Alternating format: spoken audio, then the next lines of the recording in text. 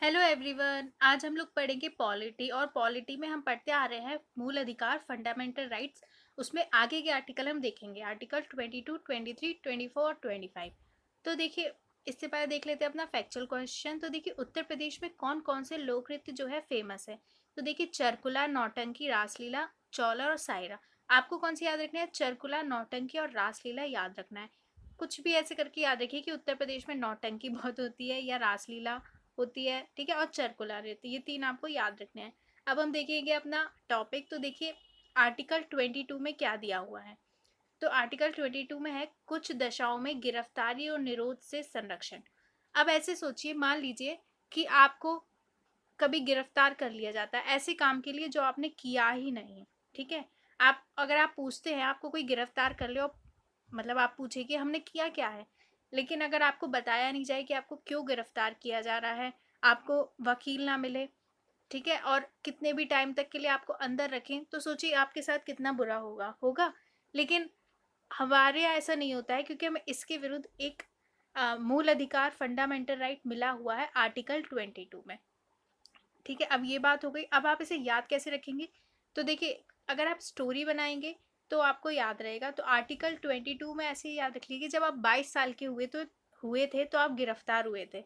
तो इससे याद रहेगा कुछ दशाओं में गिरफ्तारी और निरोध से संरक्षण। तो जब हम 22 के थे तब गिरफ्तार हुए थे, ऐसे करके याद कर लीजिए। नहीं हुए 22 के तो भी याद कर लीजिए अगर करना है तो। अब देखिए, आर्टिकल 22(1) और 22(2) में किसी व्यक्ति को सामान्य दंड विधि के अधीन गिरफ्तार करने पर उसे निम्न अधिकार बताए गए हैं। अगर किसी व्यक्ति को मतलब गिरफ्तार करते हैं तो उसके भी कुछ अधिकार हैं। क्या है? अपनी गिरफ्तारी का कारण जानने का अधिकार। मैंने आपको बताया कि कभी आपको गिरफ्तार कर लिया, आपको यही नहीं बताया क्यों किया है, ना आपको वकील मिले, ठीक है। तो इस तरीके का एक मतलब आपको पता है रॉलेट एक्ट आया था पहले, हिस्ट्री में हमने पढ़ा था, बिना वकील बिना दलील वाला कानून। तो लेकिन अब ऐसा नहीं है। अब अगर गिरफ्तार करते हैं तो उन्हें कारण बताना होगा आपको कि आपको क्यों गिरफ्तार किया जा रहा है, ठीक है। आप और दूसरा है ऐसा मतलब ये होता है कि हमारा जो राज है वो तानाशाह ना बन जाए, इसलिए। और सेकंड है अपनी रुचि के वकील से मामला कोर्ट में प्रस्तुत कराने का अधिकार। तो ठीक है, आप अपनी वकील भी कर सकते हैं। उसके बाद है 24 घंटे के अंदर मजिस्ट्रेट के समक्ष प्रस्तुति का अधिकार। आपके पास अधिकार है कि 24 घंटे के अंदर मजिस्ट्रेट के समक्ष आप प्रस्तुत हो। इन 24 घंटों में अवकाश यात्रा में लगने वाला समय शामिल नहीं है। अब देखिए, दो चीजें होती हैं, एक है निवारक निरोध, एक दंडात्मक निरोध। तो निवारक निरोध क्या होता है? Preventive detention. अपराध करने से पूर्व ही संदेह के आधार पर व्यक्ति को रोकना, गिरफ्तार करना है। इसका उद्देश्य कानून व्यवस्था को क्षति से बचाना, अपराध को रोकना है। अब मान लीजिए कितने सारे देखिए टेररिस्ट अटैक होते हैं, ये सब होता है। तो क्या होता है ना, अगर मान लीजिए पुलिस को संदेह है कि ये व्यक्ति कोई अपराध करने जा रहा है, उन्हें कहीं से सूचना मिली है, तो वो उसके लिए उसको पहले से मतलब उसके मान लीजिए उसने अभी कोई ऐसा कुछ काम किया नहीं है। अगर मतलब कि उसने अभी कोई ऐसा कार्य किया नहीं है, उससे अगर पहले भी संदेह के आधार पर उसको गिरफ्तार करा जा सकता है। ठीक, तो इसको बोलेंगे निवारक निरोध। तो इस क्यों किया जाता है? इसका उद्देश्य कानून व्यवस्था को क्षति से बचाना, अपराध को पहले ही रोक लेना। एक होता है दंडात्मक निरोध, प्यूनिटिव डिटेंशन। किसी व्यक्ति द्वारा अपराध किए जाने सिद्ध होने पर कारावास में रखा जाना, मतलब उसने अपराध कर लिया है, उसके बाद उसको कारावास में रखा है। तो निवारक निरोध, अब ऐसे ये शब्द आएगा तो हमेशा इसका ध्यान रखना कि संदेह के आधार पर ही अगर व्यक्ति को पहले गिरफ्तार कर लिया जाए। शर्त क्या है? देखिए, यह अधिकार विदेशी शत्रु निवारक नजरबंदी में गिरफ्तार व्यक्तियों को प्राप्त नहीं होते। अब मान लीजिए कोई देखिए पड़ोसी देश है, तो वो उसके अगर कोई व्यक्ति है तो उसको विदेशी शत्रु है, तो उसको निवारक नजरबंदी में गिरफ्तार व्यक्तियों को प्राप्त नहीं है। तो ये अधिकार जो हमारे विदेशी शत्रु हैं और जो जिसको निवारक नजरबंदी में लिया गया है, उनको ये अधिकार प्राप्त नहीं है, ठीक है। बाकी लोगों को ये अधिकार प्राप्त है। अब देखिए, कुछ कानून भी बने, टाडा, मीसा, पोटा, मकोगा। आप सोचेंगे ये क्या है? ये क्या है? आदि निवारक नजरबंदी के तहत आते हैं। ये सारे कई राज्यों में, ठीक है, कानून बने। इसके तहत क्या हुआ कि निवारक नजरबंदी के तहत जो भी मतलब मैंने आपको बताया प्रिवेंटिव डिटेंशन, इसके अंतर्गत ये कानून बने कि मतलब पहले ही अगर किसी को संदेह है तो उसके आधार पर गिरफ्तारी की जा सकती है। भारत में इसके माध्यम से गिरफ्तार व्यक्ति को 3 माह से अधिक रखने हेतु सलाहकारी बोर्ड की सिफारिश जरूरी है। इसमें कहा कि अगर उसे 3 महीने मतलब उसने अभी ऐसा कोई अपराध किया ही नहीं है, लेकिन उसको गिरफ्तार कर लिया गया है, तो उसको 3 महीने से अगर अधिक रखना है, ठीक है, जेल में, तो सलाहकारी बोर्ड की सिफारिश जरूरी है। ऐसे व्यक्ति को मजिस्ट्रेट के समक्ष प्रस्तुत करना भी अनिवार्य नहीं है। अब देखिए सलाहकारी बोर्ड में कौन कौन होता है। सलाहकारी बोर्ड में उच्च न्यायालय के वर्तमान या भूतपूर्व न्यायाधीश, उच्च न्यायालय में न्यायाधीश बन सकने की अर्हता रखने वाले व्यक्ति शामिल होंगे। ठीक है, तो जो हाई कोर्ट है उसमें जो अभी जज है या जो पहले के जज हैं वो, और जो हाई कोर्ट के जज बनने की अर्हता रखता है वो व्यक्ति सलाहकारी बोर्ड में होते हैं।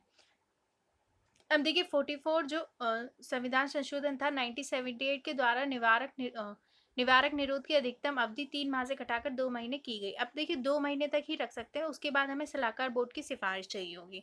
अब इसके बाद आता है शोषण के विरुद्ध अधिकार, आर्टिकल 23-24। तो देखिए शोषण के विरुद्ध अधिकार में क्या दिया हुआ है, पहले है आर्टिकल 23। आर्टिकल 23 जो है उसमें दो है, 1 और 2।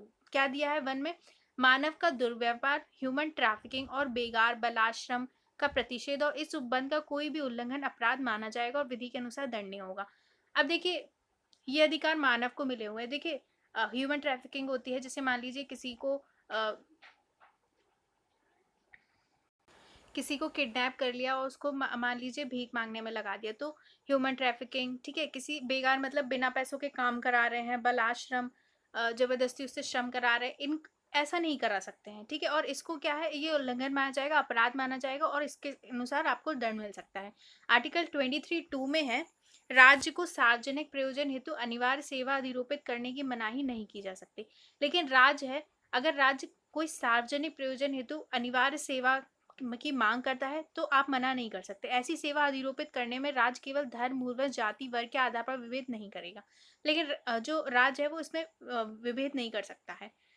मानव दुर्व्यापार शब्द में शामिल है। अब देखिए मानव दुर्व्यापार में कौन कौन आते हैं, पुरुष, महिला, बच्चों की वस्तु के समान खरीद बिक्री। देखिए जो बच्चे हैं, महिला है, पुरुष है, उनको उनकी ऐसे खरीद बिक्री नहीं कर सकते हैं। इसमें महिला और बच्चों का अनैतिक दुर्व्यापार, इसमें वेश्यावृत्ति भी शामिल है। देवदासी या दास, ठीक है, मतलब ये सब आप नहीं बना सकते आज के समय में।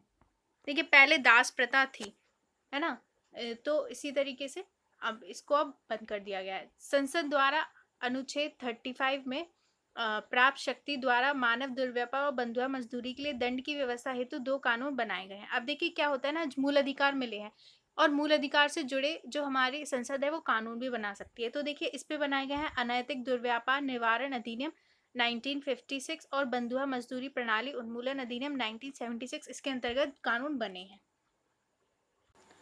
देखिए फ्रेंड, शोषण के विरुद्ध अधिकार में एक तो 23 था, दूसरा आता है 24, कारखानों आदि में बालकों के नियोजन का प्रतिशत। अब देखिए छोटे बच्चों को कारखानों में काम करने के लिए नहीं लगाया जा सकता, तो 14 वर्ष से कम आयु के किसी बालक को किसी कारखाने या खान में काम करने के लिए नियोजित नहीं किया जाएगा। कितने साल के, 14 वर्ष से कम आयु के, ठीक है, जो बच्चे हैं उनको कारखाने जो खान होती है उनमें काम करने के लिए नियोजित नहीं किया जाएगा, या किसी अन्य परिसंकट में नियोजन हजार्डस एम्प्लॉयमेंट में नहीं लगाया जाएगा। मतलब कोई खतरनाक कार्यों में उनको नियोजित नहीं किया जाएगा। संसद द्वारा 14 वर्ष से कम उम्र के बच्चों की जोखिमपूर्ण कार्य में प्रतिबंध हेतु बनाए गए कानून कारखाना अधिनियम 1948, बगान श्रम अधिनियम 1951, खान अधिनियम 1952, बाल श्रम प्रतिषेध एवं नियमन अधिनियम 1986, बाल श्रम निषेध और नियमन संशोधन अधिनियम 2016 आदि। तो देखिए मैंने आपको बताया कि जो हमारी संसद है इसके लिए कानून बनाती है, तो संसद ने इसके लिए कानून भी बनाए हैं। तो अब देखिए धर्म की स्वतंत्रता, इसके बाद आती है 25 से 26, 27, 28 क्या है, धर्म की स्वतंत्रता है। इससे पहले हमारे शोषण के विरुद्ध थे अधिकार। अब धर्म की स्वतंत्रता के अधिकार में सबसे पहले आता है आर्टिकल 25।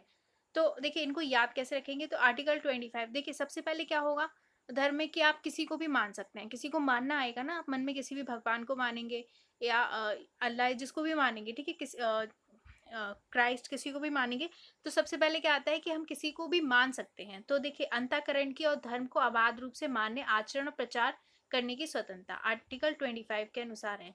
तो देखिए कि आप मन में किसी भी धर्म को मान सकते हैं, उसका आचरण कर सकते हैं, उसके अनुसार उसका प्रचार कर सकते हैं। के अनुसार सभी व्यक्तियों को अंतःकरण की स्वतंत्रता का अधिकार और धर्म को अबाध रूप से मानने, आचरण करने और प्रचार करने का समान हक होगा। तो आर्टिकल 25 में क्या है कि हम कोई किसी भी ईश्वर को, किसी भी धर्म को मान सकते हैं। इसके प्रभाव है अंतःकरण की स्वतंत्रता, किसी भी व्यक्ति को भगवान या उसके रूपों के साथ अपने ढंग से अपने संबंध को बनाने की आंतरिक स्वतंत्रता। अब देखिए कोई राज है, वो जबरदस्ती आप पे एक ही धर्म थोपता है, तो वो सही नहीं है ना। अलग अलग तरीके की डाइवर्सिटी हर चीज़ में है, लेकिन हम मानना ही नहीं चाहते कि डाइवर्सिटी है। अधिकतर लोगों के माइंड में क्या होता है ना कि एक ही धर्म हो, एक ही भाषा हो, एक ही क्षेत्र हो, एक ही कल्चर हो, ऐसा हो ही नहीं सकता है। हर थोड़ी दूर पे कल्चर बदलता है, भाषा बदलती है, धर्म बदलता है। तो डाइवर्सिटी फ्रेंड्स होगी ही होगी। आपको मानना होगा, उसको सम्मान करना होगा कि बहुत तरीके की डाइवर्सिटी है, भगवान ने भी सबको एक सा नहीं बनाया है। तो ऐसा होता है ना, ये इसलिए बता रही हूँ कि एक जो माइंडसेट बना हुआ है ना, वो चेंज हो लोगों का, कि मतलब सांप्रदायिकता का, क्षेत्रवाद का, इस तरीके का जो माइंडसेट बना हुआ है वो अलग हो। डाइवर्सिटी है और हमेशा रहेगी। अलग अलग भगवान ने ही, अगर आप भगवान को मानते हैं तो उन्हीं ने ही बनाया है। तो देखिए इसी में इसलिए ये कहा गया है। अब देखिए कोई राज्य है, अगर वो आपको आपका धर्म ही ना मानने दे, आप पे कोई दूसरा धर्म थोपे, तो कितना मुश्किल होगा। लेकिन देखिए हमारे, सोचिए हमारे पास ऐसे आर्टिकल्स है जो हमें अपने अनुसार धर्म की स्वतंत्रता प्रदान करते हैं। किसी भी व्यक्ति को भगवान या उसके रूपों के साथ, मतलब किसी भी भगवान या उनके कैसे भी रूप के साथ हम उनको मान सकते हैं, या अपने ढंग से अपने संबंध को बनाने की आंतरिक स्वतंत्रता है। सेकंड है मानने का अधिकार, अपने धार्मिक विश्वास और आस्था की सार्वजनिक और बिना भय के घोषणा करने का अधिकार।